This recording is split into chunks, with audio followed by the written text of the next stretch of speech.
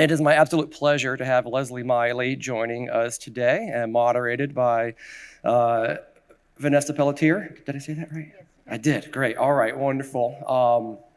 So we're going to touch a tough subject today, and I'm so excited. I found, I think, the perfect voice to really help us understand how DEI impacts both the employee and the client experience. And I check all the boxes of middle-aged, white, all that stuff. And so it's always been a difficult topic for me to approach and address and try to understand from my perspective. And I heard Leslie on a podcast about 5 years ago, and he said something that was just so startlingly simple and yet game-changing for me. And it was this concept of, where do you keep your ketchup? It sounds simple. Well, if you're someone who grew up in my background and my culture, you keep your ketchup in the refrigerator. So when you've got a plate of French fries and you want some ketchup for your fries and you go to the fridge and there's no ketchup, what do you pull out instead? Ranch, blue cheese, mayo. Well, people of color, traditionally in the South, keep their ketchup in the pantry. So when a black person goes to the pantry to try to find some ketchup and they're out of ketchup, what do they tend to find as an alternate solution when they're out of ketchup? Malt vinegar. They've got a completely different solution set. And so diversity for diversity's sake means you're bringing in people with just a different context, a different paradigm, and it opens up the door for a different range of solutioning. And I just never really thought about how our backgrounds, our diversity, the way we were raised, where we come from could really impact the range of solutions. So it was just one of those subtle little game changer moments for me, and I've thought about it. And when I was trying to think about how do I keep pushing this community further, I was like, I'm going to reach out to this guy on LinkedIn and see what he says. I mean, what's he going to do? Say no? And he graciously agreed to come and share his story with us and answer your hard questions as well. And even more graciously, he agreed to do that at no cost to this community. So we're making a contribution to the American Society of Black Engineers on Leslie's behalf to further. Thank you. Thank you. Absolutely. So with my pleasure, I'm going to introduce these two. And Vanessa, I'll let you redo the introductions. But thank you so much for being here. And we're going to go ahead and get the Q&A up here because this is not a presentation. There's no slides. This is an authentic way for you guys to ask your questions about how diversity, equity, and inclusion impacts CX and EX. So guys, take it away. Thank you, Ryan. And thank you, Leslie, for being here. It's been a pleasure getting to know you a little bit before this.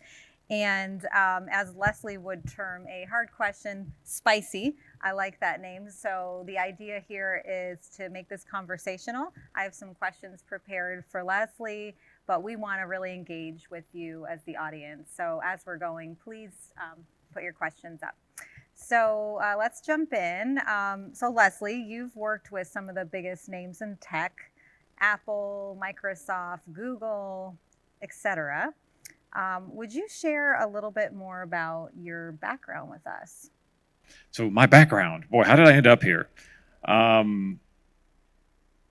It's not your typical route. I'm not I went to MIT or Stanford or CMU and I, did all these things and I got recruited and blah, blah, blah. No, I grew up in a fairly economically distressed area of San Jose. So I'm a Silicon Valley native. But I was in Silicon Valley, right? So people would throw out computers and people would throw out electronic gear. And that really started, was one of the things that got me started down the road of technology. And also, I always bring this up, is Star Trek really got me interested. Yeah, right? Thank you. All the series, right? Even the terrible Enterprise series. But it got me interested, not, one, because it was science fiction and it was cool and, they were using technology, but they were using technology to solve people problems. Not only were they using technology to solve people problems, the cast looked like a world I wanted to live in. It was people and genders and races collaborating and communicating to solve problems. And in the late 70s and early 80s, the world was starting to look like that, but it still didn't. You know, we were still coming out of the 60s and coming out of the 50s, and really the country was still on this journey. So that got me interested, and you know, I did a couple of things that, you know, kids in Silicon Valley do. I would hack cable boxes to get all the TV stations and sell that service to people. So I did that for a while. I hacked the phone system to get free phone calls, and I sold the codes to people. All of this before it was illegal. So there were no laws against this. It was amazing. I just, you know, totally got away with it. But it was really weird when AT&T showed up at the house. They did, because, you know, you sell this to enough people, somebody gets caught, and then they trace it all back to me, and they came into my house and took all my equipment, and that I bought equipment with the, you know, to make it faster so I could hack the system faster, and they took all that away. And then, you know, because I was like one of the few people who really grokked technology at my school, they let me use the computer system in high school, and so, you know, I used that to change people's grades and sold that as well. So I was always just looking to make money, right? I was just like, hey, I'm poor. And I didn't want to cut lawns and do hard work. Respect people who do it, but I wasn't the kind of person to do that. So I was just like trying to make a little bit of money. Doing things like that, though, among other things I did in high school, I actually got kicked out of high school. They did not let me graduate. They expelled me. They were like, get out. You've done enough damage. And because my reputation for, you know, I mean, they have people who are like, you have, I don't know, what do you call it? You know, truants or what, you know, like bad kids. You know, there were the bad kids who would, you know, graffiti or things like that. I wasn't doing that. And I remember something distinctly that just stuck with me. It was so distinct. They're like, he's dangerous. Not in the way of, you know, he's going to hurt somebody, but he uses, you know, what he knows, and he does things that we can't, you know. And it was just like my parents were like, we don't know what to do with him. And they seem to have told everybody in Santa Clara County, where I grew up, about this, because no school would let me in.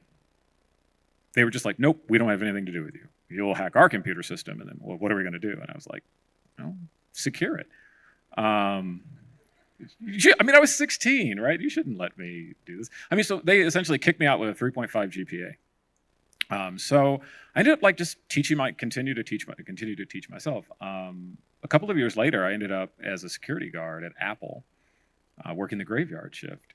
And, you know, by then I had taught myself how to program. And so I'd walk around at 2 o'clock in the morning, and there would be what we call neckbeards. So these, you know, older people, mainly men, with beards down to their neck. And I told them I know how to program, and then we started to talk, and they would teach me things in the middle of the night. And they didn't care that I was, you know, an African-American 19-year-old security guard in polyester. They made you wear polyester. It was horribly uncomfortable. I was part of their tribe. And that's really how I got started in tech. And it took off from there. And real quick, you know, I wrote one of the first automated testing packages in the software industry. Helped develop the first commercial antivirus product. Helped develop Google Docs and Google spreadsheets and Google presentations. Thank you. Trust me, it was hard. It was hard. It was really, really hard. You know, helped launch Walmart.com on the web. I was with the founding team of Walmart.com. Built out the Apple online store from 300 million to about 2 or 3 billion in the course of 3 years. Started the first safety, security, and privacy team at Twitter, which is just keeps the gift that keeps on giving. It's amazing. Had an opportunity for a year to work closely with the Obama Foundation, setting up their technology for the Obama Presidential Center that's being built in the south side of Chicago, which is an amazing experience. And I say this in all, you know, just candor, to sit next to a former president who I personally admire and be able to work on a project with him, it removed all imposter syndrome from my life, because I realized I was there because I did the work. And the lesson I took away from that, other than being able to fanboy, was he really taught me the meaning of inclusion, because I would watch President Obama in meetings pull people into the conversation and elicit responses from them. And it was just something that was really amazing. And it was also amazing because we had meetings with with other presidential centers. We had meetings with the George W. Bush Presidential Center because of the work that they do. And there's a lot of work we do at the time with the National Archives. And here were people, obviously on two opposite sides of the political spectrum, but he would bring those people into the discussion equally. And it was a lesson that I learned, and not many people either wanted to do that or were able to do that, but he was able to do that because he really appreciated the contributions of everyone, regardless of where they were from or their background or their political leanings. And it's something that I try to do, and I learned a little bit more of that subsequently as working. I've had this weird career, and I don't name drop, but I name drop because it's just weird for somebody who got kicked out of high school. I ran around the country for a good 6 or 8 months with Andrew Yang in 2016 and 2017, going to places like Cincinnati and Columbus and Birmingham and Detroit and Kansas City and St. Louis, trying to build connective tissue between those areas in New York and Silicon Valley, and learning that people in many communities, here and many communities in Ohio and Michigan and Alabama that have been ravaged by manufacturing collapse and ravaged by the opioid epidemic, and learning to work with people who definitely don't have the same views that I do, but want their communities to grow and change as well. So anyway, I'm just like waxing poetic here. I guess what I'm saying is that it has really taught me to be inclusive, even if I don't agree with people, even if I don't fundamentally understand all of their experiences. But what's also taught me is to learn about people, to be more inclusive, to learn about the culture, to learn about the backgrounds of the people and the areas and their experiences, and it just pays amazing dividends. And just not here, but I'll give you a funny story. I had a team when I was at Apple, 3 teams in India, and I was making my first trip to India, going to Chennai and Bangalore and other cities, Pune and Mumbai. And I was like, wow, I realized I don't know anything about Indian culture. And then when I started doing my research, I'm like, I didn't know anything about all of these different subcultures in India. And I'm like, this is a lot. I'm like, what's the one unifying theme across most of India? It's Bollywood.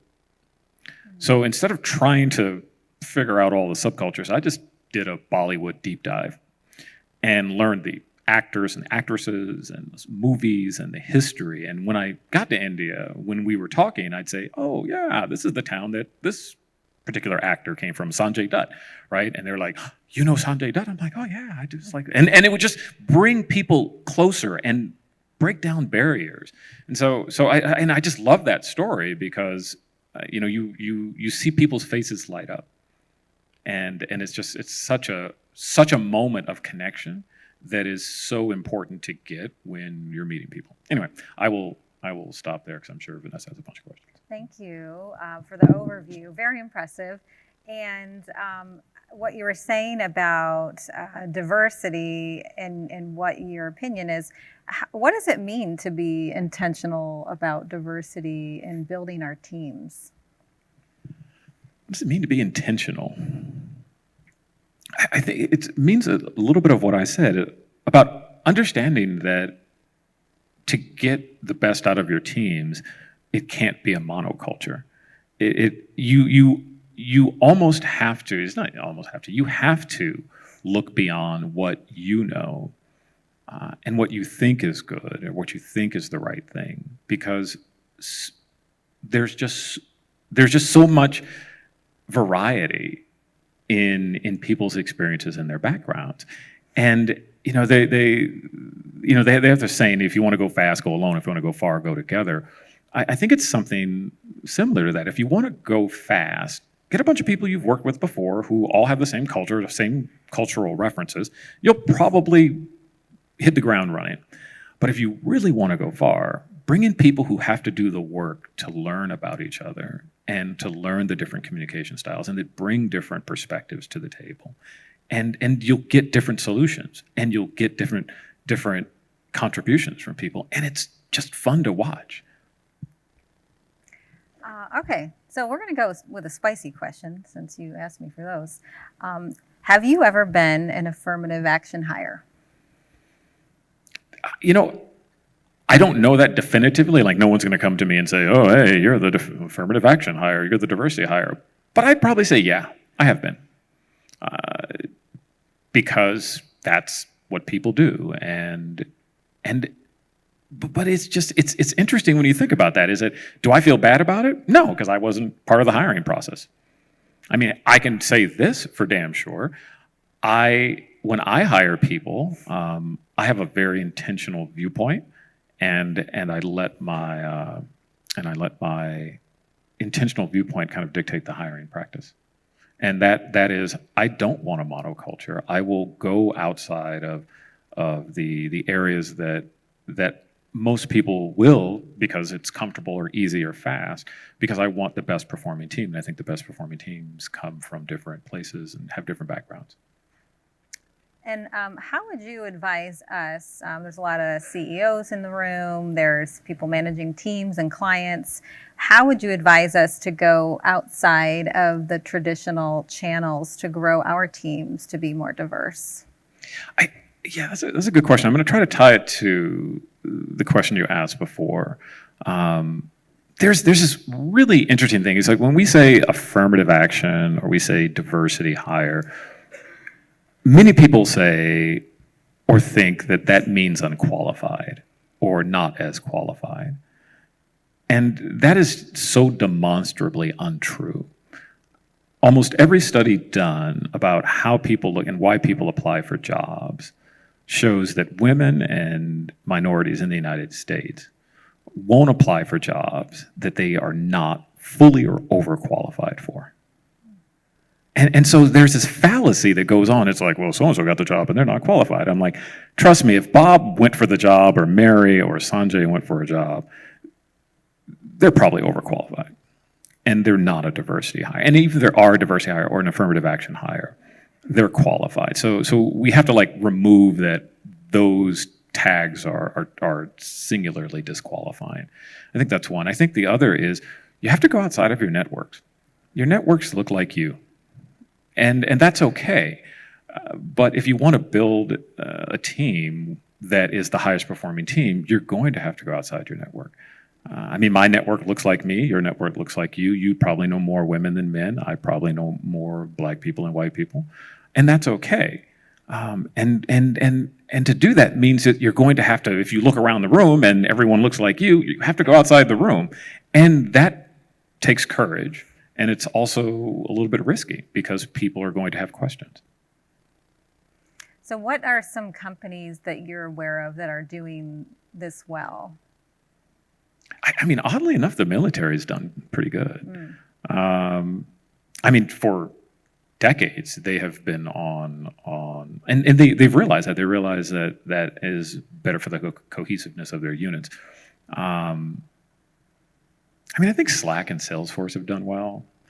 I think Nike has done extremely well. Goldman Sachs seems to be doing well. I don't really advocate for any company. I don't get up here and say I'm speaking for any company. I'm always speaking for myself. But Microsoft has done fairly well. Mm-hmm. But it's not just attracting the talent, it's retaining the talent. And it's not just retaining the talent, it's building an environment that the talent can thrive in. And that also takes work, and that takes understanding. And if you don't do that, then you're just going to have a leaky bucket, and you're going to have to keep doing the same thing over and over again. And there are any number of studies and data points I've seen over the years that show that companies are really good at attracting but terrible at retaining. And that just ends up building, an environment that people are not doing their best work in. So, how might we advocate for DEI with some of our colleagues who may not understand its importance?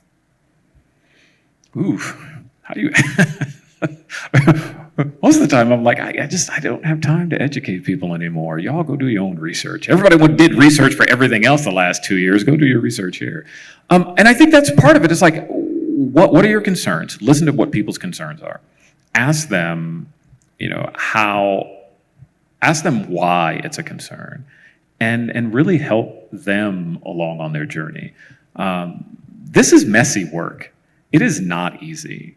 It is never going to be like, hey, we can just go and do this and it's going to be fine. I mean, we're going to step into it. And a chief people officer of a company I know who's a really good friend of mine, she advocates, it's just like, you have to build a space where you can step in it and you can learn from it and move forward. And that's really difficult. Hey, we're getting questions. Oh, good. Okay. We're getting questions. Thank you. And I'm whispering into a mic. How does that? Okay. So here's a good one. How does a diverse team improve a client experience? This is a great story I heard. This huge health insurance or health, like they build hospitals. They were a health company, medical company. They were building a hospital in South Texas.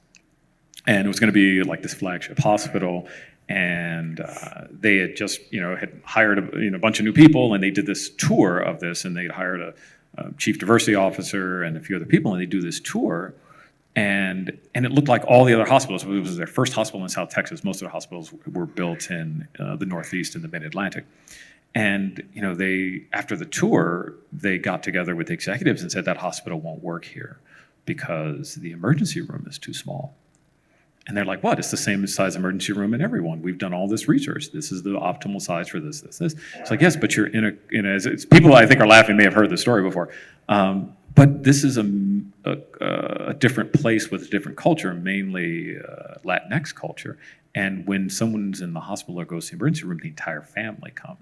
Mm-hmm. So you're going to need a much bigger, space. And if you look at, your own research, you'll see that. You look at your own admissions, you'll see that, and who's in the emergency room. And so they did the research, and they actually had to redesign the emergency room. This is how it can improve the client experience. When people know that, they offer that, and then you have the discussion, and you're like, oh yeah, that's a different way to approach it, to hopefully get to a better outcome. And did it cost more? Probably. But did it help the people who it was meant to serve? Definitely. And it helped the people who were working there as well. Thank you. Okay, another question.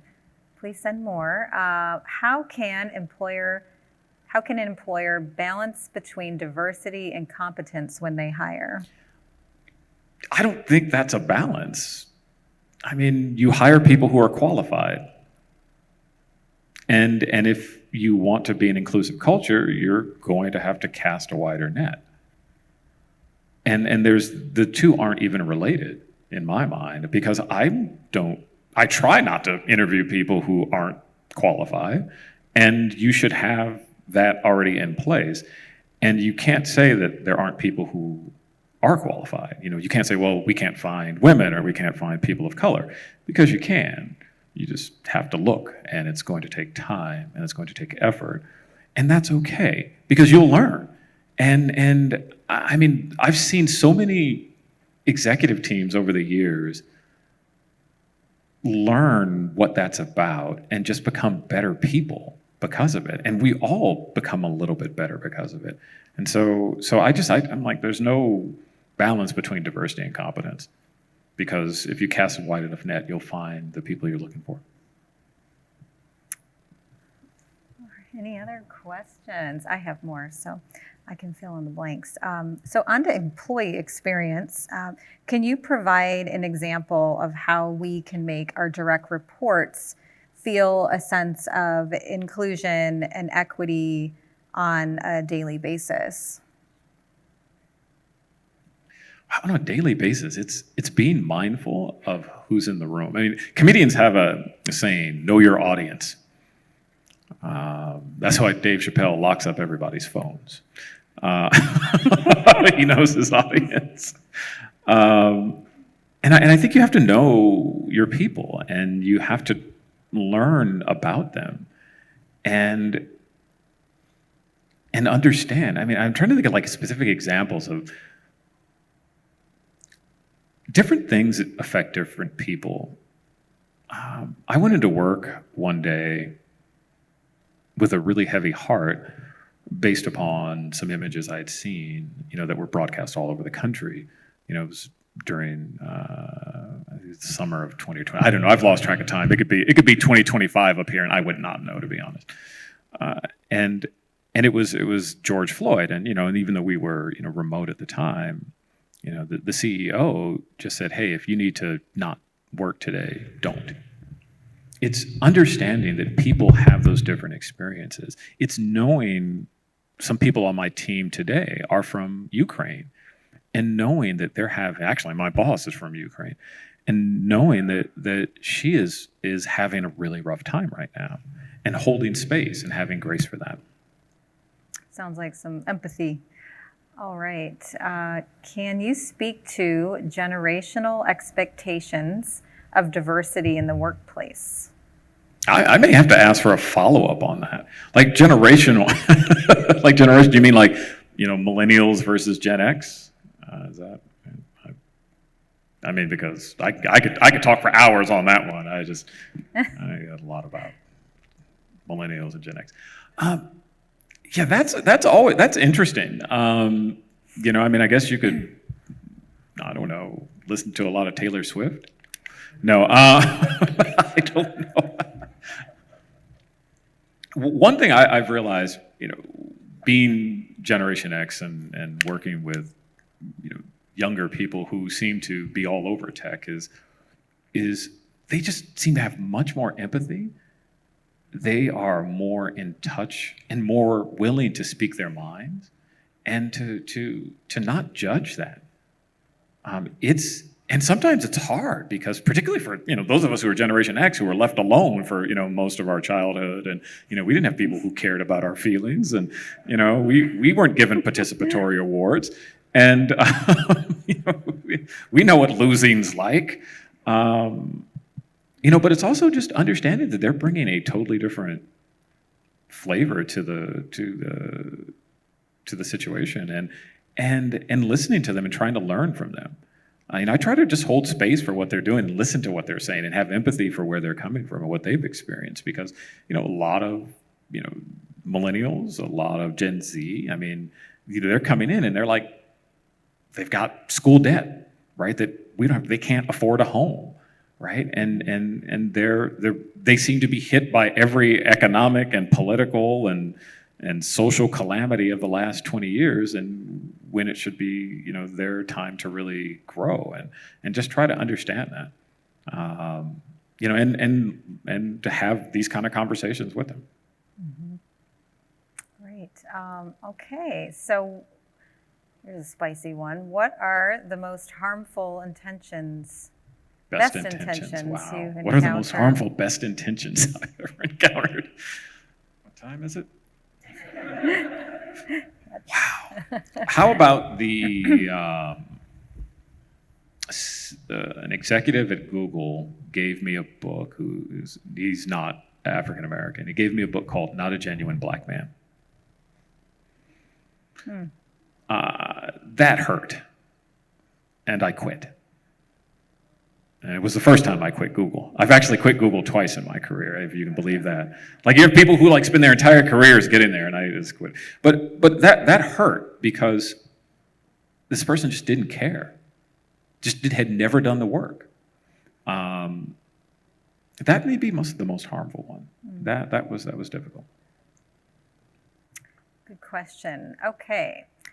Here's someone who said, I had a colleague tell me she felt it is harder to be a woman in an engineering affirm then to be LGBTQ, which she also is. Have you seen diversity be more comfortable? In one firm versus others in your experience? Thank you.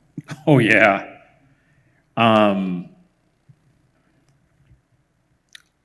This is a deep subject. It's like asking the question, can you be gay and racist? Well, of course you can. You can have some organizations that are more accepting to one group than they are other groups, and that's something hard to break down, because people build cliques and people build groups, and yeah, it's difficult. And I try not to find myself in those situations. I try not to put myself in those situations, and I try to break things up like that, because I think anytime, I think we may have talked about this a little bit. I'm gonna bring up, talk about spicy. The city of Chicago is terribly run right now. City of Detroit has been terribly run. Those are cities that are mostly Democratic, mostly being run by people of color. And they're terribly run. I won't even talk about San Francisco. Kansas, as a state, is being terribly run because it's mostly a GOP state that has done some really interesting things from a tax revenue perspective that have really caused issues. And when you get monocultures, when you get group think, like in those two cases, I think that's what happens. So when you get people being purposefully exclusionary, and you get this group think, Jesse Ventura said this, when everyone's thinking alike, no one's thinking. And yeah, I trust me, I have quotes from people that I'll just pull out of the blue. I just love them. And who didn't like Jesse Ventura? So There's another good quote you shared with me yesterday from George W. Bush. Yeah, George W. Bush had a great quote. He called the bigotry of low expectations. And this is what a lot of people have. This doesn't want to. Is it me? Oh no, there it's back. I thought maybe it was me, and I'm just like too much spice in the microphone today. Keep it coming. All right, yeah, let's keep going. Okay. All right. We'll answer this question. What's your favorite Star Trek series movie and why? I love the equity inclusion they've modeled from the very beginning. Oh wow. Favorite has got to be Discovery right now. I mean, mainly because it just, for me, it hit everything. It's like this really diverse crew, and the leading character is a black woman, and they've got trans people, and it's all the things. And I watched like the first couple of seasons, and I was like, wow, this is kind of awesome. And it also made me a little bit uncomfortable, because you see things that I had never really seen before. I don't watch a lot of TV, so most of what I see is probably Star Trek. And so it was just nice to see, and it's nice to see that they're keeping that up, because I want to live in a world like that. I want to live in a world where we can be our best and our authentic selves, and the problems we're trying to solve are human problems, not race or gender problems. I like it. All right. Ooh, what's the best? I'll take this one. What's the best client experience I've ever received?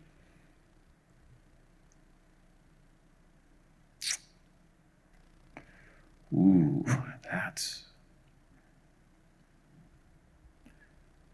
a good one. It's the best client experience I've ever received. It may be. Years ago, I had a Mac that I bought that the fan started to fail, like 2 weeks after I bought it. And I took it back to the store, and the Genius people, the people at the Genius Bar, and no one would help me. I got really mad after standing in line for like 2 hours. And I said, y'all can have this. I'm just going to leave it here, and I will never buy another Apple product. And I started to walk out, and the manager ran after me, brought me back, and she's like, just a moment. She picked up my computer, took it in the back. She's like, come back in 30 minutes. And I walked around, came back in 30 minutes, and my computer was fixed. And she apologized, because she's like, we didn't meet our own standard. You bought this, it was under warranty, you just got caught up in something. I'm sorry. And I got my computer back. And while it started off bad, she turned it around because when I generally say I'm done with something, I would have gone and, done the Chromebook or the PC thing after that. But it has kept me a loyal Apple customer since. Yes, you were saying you still have a Mac and you work for Microsoft, so I actually, loyalty. yeah, it's my own Mac too that I hacked together to run all of Microsoft's products. So it works pretty good. I actually have Microsoft Teams running on my iPad. I mean, so I'm just trying to break all the things. All right. Okay, here's one. What's your perspective on interest groups in the workplace? Yeah,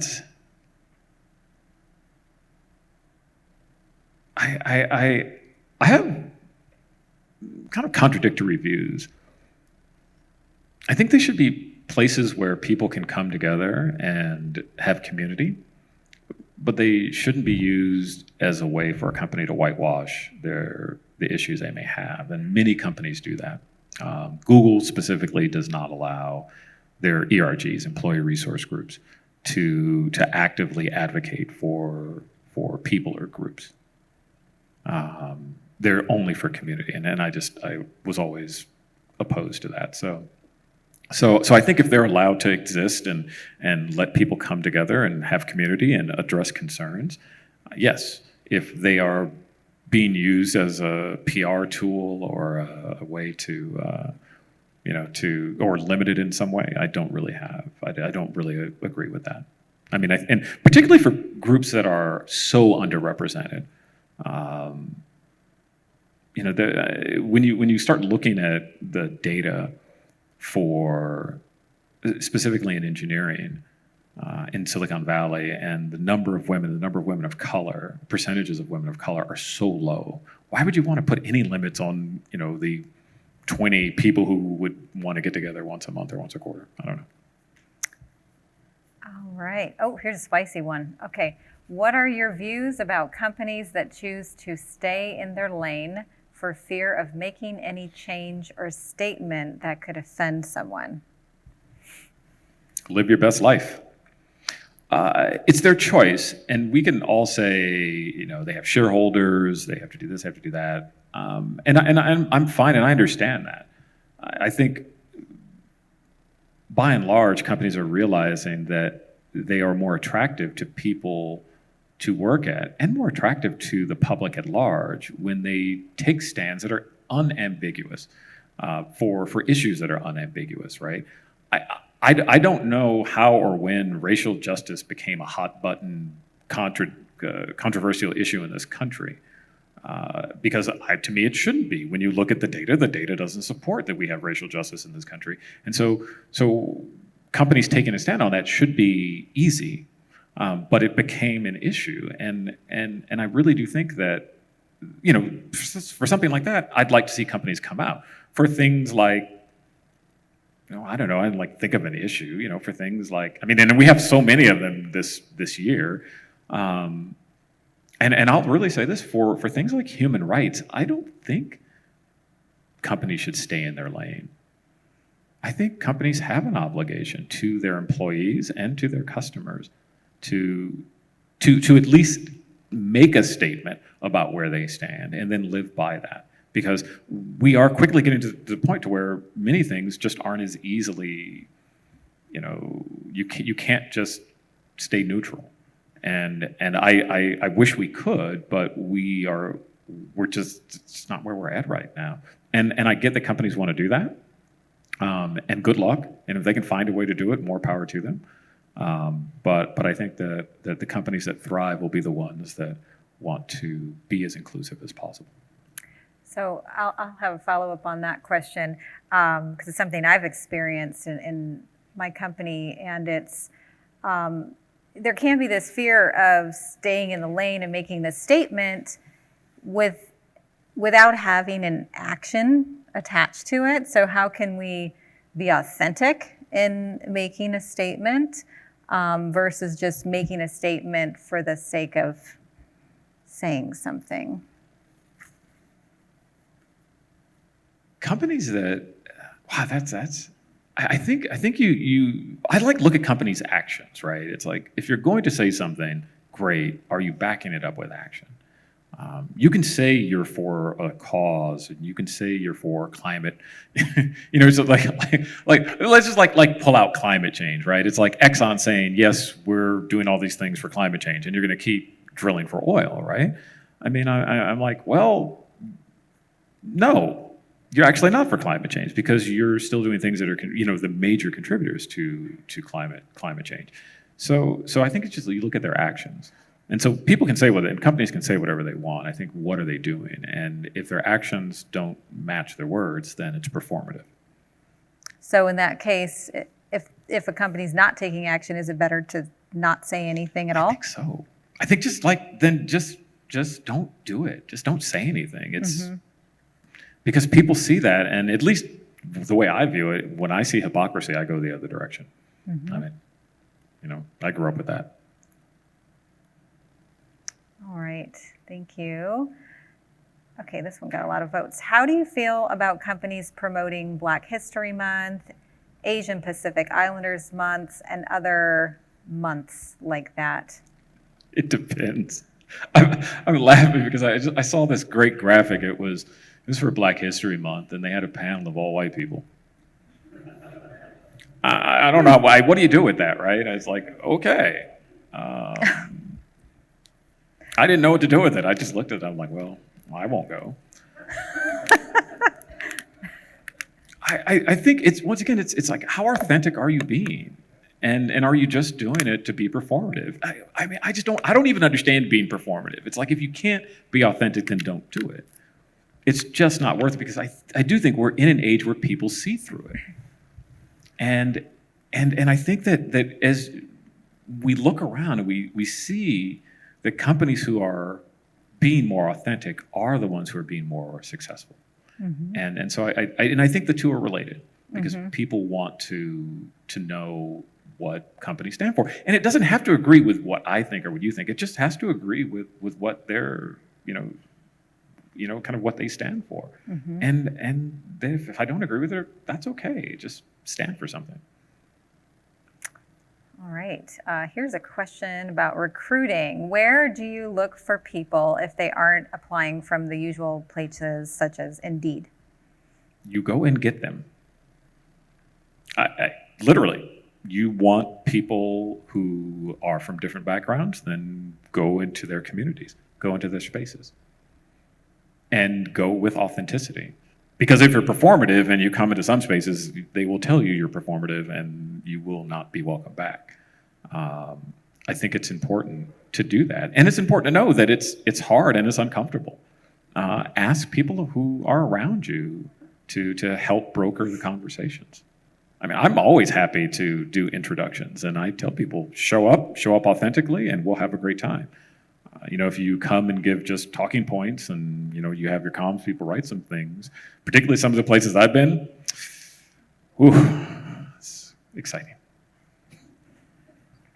Okay, this is an interesting question. What's your perspective on things like neurodiversity and other invisible forms of diversity? I love neurodiversity as a statement and as a concept, because we do think differently, and we do process information differently, and when you see what people can bring to the table. I've worked a lot in accessibility for technology, and to see people who are neurodiverse give you feedback that you never would have thought of before, it's eye-opening, and to be able to have people like that at the table helping you build better product or have better experiences is, it's just like anything else. It's more goodness that can be added. It's more variety, and you build a much better experience and product for people. Great. Okay, can you share a couple of personal examples where you've seen success from companies that have embraced and promulgated a wide array of perspectives. Yeah, we talked about this. So I left Twitter in 2015 in a blaze of glory and a Medium post. And it got significant press because I was like one of the best jobs I ever had, but really performative when it came to all the talk around inclusion and belonging. And I just can't do that. Well, so here we are 7 years later, and Twitter has an offer on the table that is 30, 40%, a price premium. And they didn't get there by doing the same thing. Twitter has done an amazing job in increasing the number of women on their board, the number of women of color on the board. They've done an amazing job in increasing their executives from different perspectives. The CEO, Parag, is South Asian. The VP of Engineering, Nick Caldwell, is African American. Their former head of design is African American. So all of a sudden, you look and you see a company that, when I was there, as recently as 2015, 2016, I was the only African American in engineering leadership out of over 250 people. There was only one black woman in engineering out of 2,000 people. This is a company that in 7 years changed the trajectory and kept the company relevant when in 2015, 2016, most analysts were saying this company was going out of business. And of course, many other things changed, but I think bringing those perspectives, not just at the board level, not just at the executive level, but also, at the manager, the senior manager, and the individual contributor level, really, really helped. Another company that I think did that has had two amazing outcomes is Slack. And I'm speaking on tech because that's where I'm at and that's what I know most about. Slack not only built a product that has a very, very dedicated user base, but they had an extremely successful IPO, and they were just acquired and the acquisition closed by Salesforce. And this is a company that was only a decade old, but once again, you looked at the board, you looked at the executive staff, and it really was a diverse group of people. All right, we only have a few more minutes left, so if you haven't put in your thumbs up or thumbs down, let's do that so we can see which questions are most important to most people. So we'll start with this one. How does cancel culture fit in a world striving to be more inclusive? Cancel culture. Wow. Does anybody know where that came from? I actually do know where it came from. And it came from Black Twitter. Black Twitter was really good at getting people canceled. I mean, we you would say something or we'd dig something up and then we'd put it out on this Twitter sphere, and your book deal would get pulled or your TV show would get canceled or you'd get fired. And I don't think that fits in because that's not the point. The point isn't to cancel people. The point is to help people learn and to help people grow. And if we're in a place where we're trying to cancel people and get them fired or get them, demoted or embarrassed, then it's the wrong thing. We should be inclusion means that people are going to make mistakes, and we have to be understanding and forgiving of where people were versus where they are. I'm not the same person I was 5 or 10 years ago. I grew up in a house. I give a little more background. My father was a Pentecostal preacher. You want to talk about misogyny and sexism? That's what he preached, and that's how he lived his life. And I am still struggling today to overcome a lot of that. But I'm not that same person, right? And so I know sooner or later somebody's going to dig up something I did or said, and they're going to throw it in my face. And the only thing I'll say is, I'm not that person. And we should all have that and enough of that in our hearts. So if we're in a place where we're canceling people because they did something, I think that's the antithesis of inclusion. Thank you. All right. When you are building out a DEI initiative, how do you decide what KPIs to meet, which communities to engage, et cetera? Can your efforts be diffused if not targeted? So measuring. Yeah, so how do you measure? I think, or should you target groups? I'm always like, target your most impacted groups. if you can measure who your most impacted group is, target that, because a rising tide does lift all boats. And if you do that, I think you'll see improvement across the board. So I'm always like, find your proverbial canary in the coal mine and target your initiatives there. It goes a long way, and it just, I've always been that. I mean, if you look at, I've always been about find the people who are the most impacted, target your initiatives and your work there, and you'll see it spread everywhere else. All right, a couple more minutes here. So what do you say to a company that doesn't believe in DEI or doesn't believe their company has an issue? I'd ask them how they know that. How do you know? Have you talked to everyone? Have you gotten everyone's opinion? If it's 5 people, you could probably say that. If you're 500, you probably can't say that. And I think that what are the issues? And some issues are real, some issues are perceived. And how do you engage with the folks who are being impacted? And if you do have a company of 500 people or 5,000 people, and everyone says there's no problem, I actually want to talk to you. So if everybody knows, because something else is happening, and it could be that you are in an amazing workplace, and it could be that you're in a place where there's too much fear. I think it's just asking the questions. All right, well, we've got 2 more minutes left, so I'd like to hear from you, Leslie. If we take away one thing from this session, what's most important to you in terms of your message that you want to communicate to this group? Wow. I wore red, white, and blue for a reason. I love this country. And I love this country because of what the opportunities it presents to the people who are here. We're not perfect. I mean, we've got issues. And some of the issues suck. And they hit me really hard. I'm sure they hit many people here really hard. But you also look around and you see, I got kicked out of high school. I worked for the CTO of the second most valued company in the world. Where else can that happen? But it doesn't happen unless we learn how to be more inclusive. We learn how to be more collaborative and to understand that we have differences and work through those differences so that we're all a little bit better the next day. It's not easy. No one ever said this was going to be easy. I mean, we talk about the people who founded the country, and they knew it wasn't going to be easy. And they gave us a lot of